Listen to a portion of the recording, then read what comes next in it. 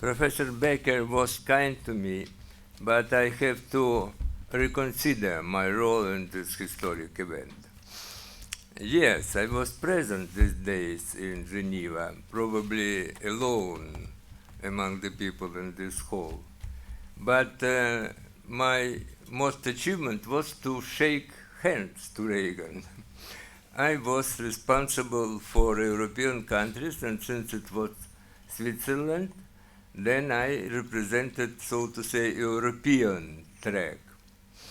But I must say that Reagan, even in this 5 seconds time, produced an interesting impression on me, because it seemed that he wanted to understand what the animal is before him. And I believe that it was like with our Communist Party Secretary of District. They were always very attentive to know what you are. I mention it not only to showing up, but to asking some additional bonus for my presentation if you will find it lengthy. So, 1983 was a gloomy year for Soviet-American relations. To put it short, a full evil empire year, more or less like now. But as James already mentioned, then, unlike today, there was another track behind the scenes. The United States administration first opening towards Kremlin after 3 or 4, how to count, years of complete blackout. It began in 1983 with an unexpected invitation of the Soviet ambassador Dobrynin to the White House. Not only unexpected, but even secret for the mass party of the American administration. And Dobrynin, dear Roderick, the ambassadors sometimes are important. and Dobrynin was the very first Soviet representative to whom Reagan was talking to in 3 or 4 years after the election. So they winked first. And Reagan suggested a fresh beginning in our relations. Fresh beginning. Does it remind you a reset of Obama? But in the same time, the rhetoric against evil empire was very heavy, and confrontational policy had been continued. So for our leadership, it was a sort of schizophrenia, which they refused to understand. But the reasons were evident. Schulz and Reagan realized that they had overdone it. American administration managed to pass through Congress the major military programs, but war scare was spread both inside the country and among United States allies. Then the year of re-election wasn't far away, and our propaganda, Soviet propaganda, had been efficiently presenting Reagan as a warmonger. After a special Politburo meeting, the Soviet leadership decided to meet Reagan's wish that he expressed to Dobrynin and allow Pentecostals who had already been hiding in the United States Embassy in Moscow for 5 years to leave the Soviet Union. So it's always a trigger that you need to begin.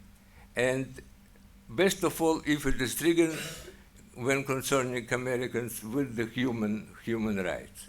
So we winked as well. A personal remark. My diplomatic career turned out in such a way that I spent 25 years without a break, working in the Sadovo-Smolenskaya skyscraper, so well known to Roderick. In other words, closely to the headquarters of the Soviet diplomacy. I may confess that I knew a lot of unpleasant things, but I knew some pleasant, and one of these was, so even in the chilliest times of the Cold War, the Soviet leadership had been interested to some kind of understanding and agreement with the United States. And the best way they saw for that were direct contacts with American president. Like Brezhnev and Nixon showed it, obtaining good results. I remember that among various ingredients of American harsh reaction to Afghanistan, the biggest shock was produced by the canceling of all the contacts at the high level. And it lasted, as I said, almost 4 years. I know for sure that Andropov had been ready to lessen the tension and gradually return to a detente. He had made first steps aiming at the withdrawal of our troops from Afghanistan. He had saved resisting to our own hardliners the Madrid meeting on CSE. He had been working on the INF problem. Everything had been ruined by the shooting down of the South Korean aircraft in the Far East in September of '83. The situation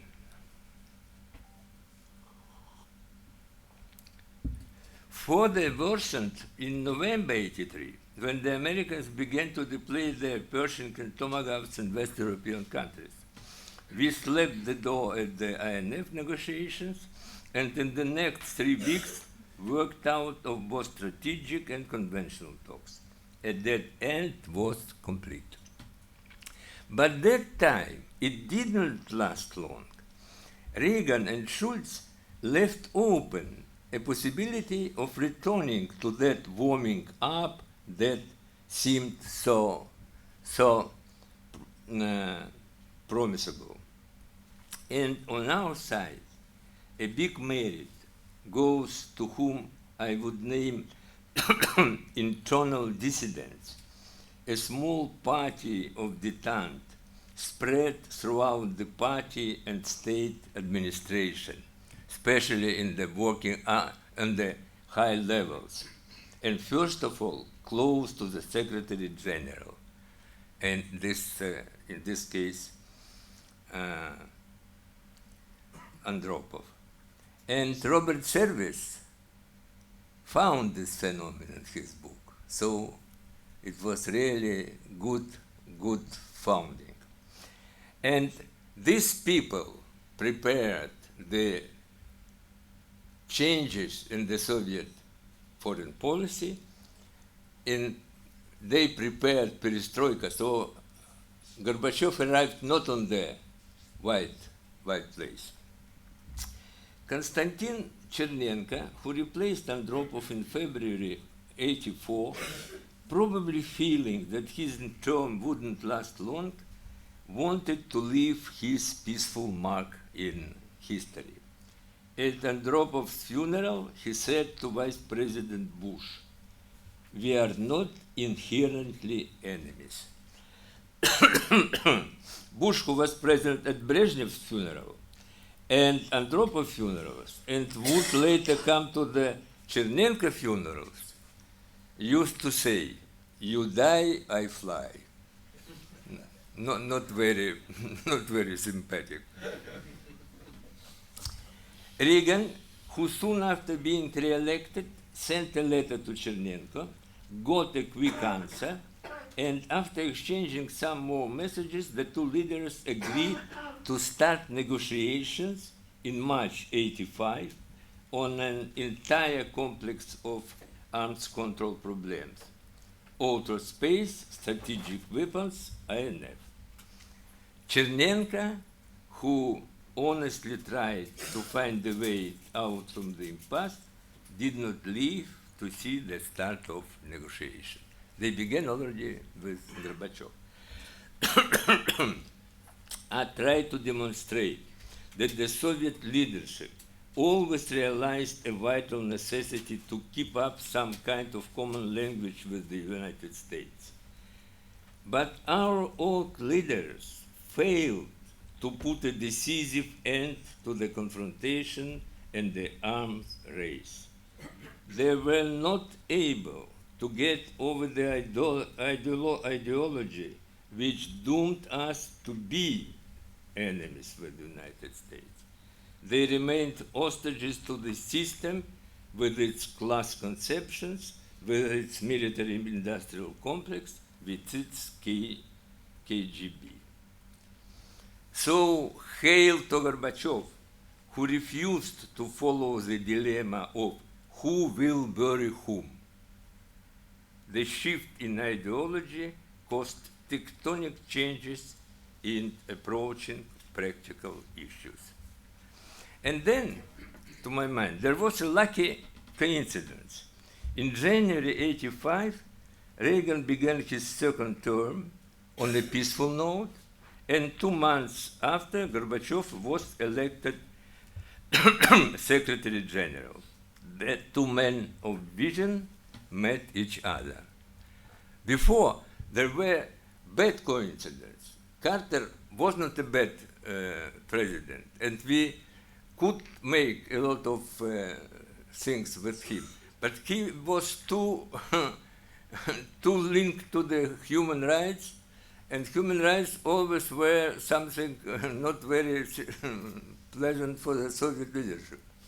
Then first Reagan, the Reagan of the evil empire, met Andropov. And then the poor Andropov has this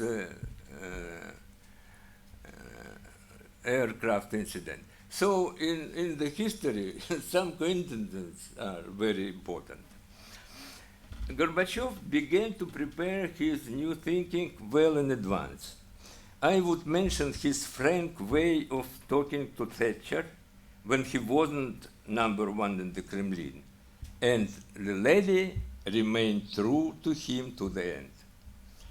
I remember I mentioned his new language on key problems quoting from the plenum of CC of CPSU party in April '85, when he said that the confrontation with the United States was not inevitable. Finally, even he wasn't sure how the meeting in Geneva would end, he rejected the formal approach that any summit should only take place if he achieves substantial results. In the next 4 years, the two met 5 times, changing the world which they found in 1985. As one American journalist wrote, a Soviet-American condominium was spreading peace. And who knows, if Reagan wouldn't have been replaced by Bush, that condominium could have done more. And it all started with a meet agreed in November '85.